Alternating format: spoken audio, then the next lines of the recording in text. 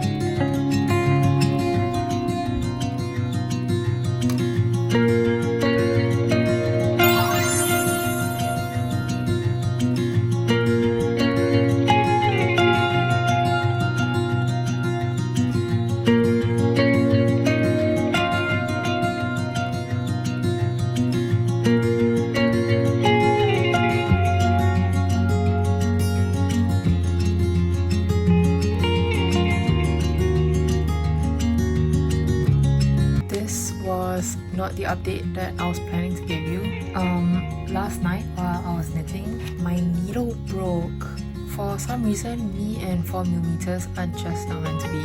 It's still usable, so I'll just make do until I have the time to get a new pair. The update that I did want to tell you about is that I can finally wrap the ribbon around my hips. I feel like I've been working on this for years, so the fact that I can see some progress is so motivating.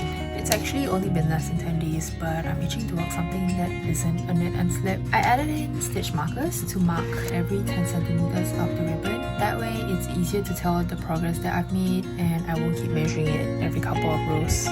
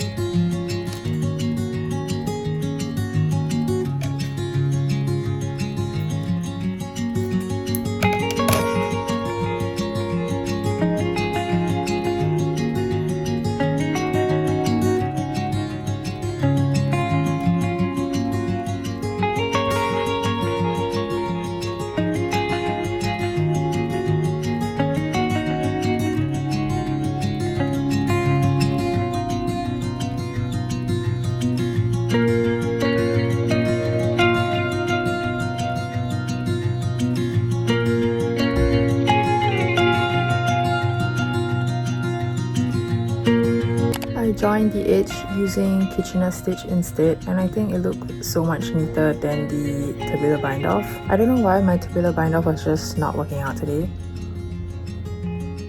Oh my goodness, I just saw a stitch where I messed up. I'm gonna pretend like I didn't see that. Anyway, I weaved in the ends of the ribbon already. The next step is to pick up stitches along the ribbon so that we can work the length of the skirt.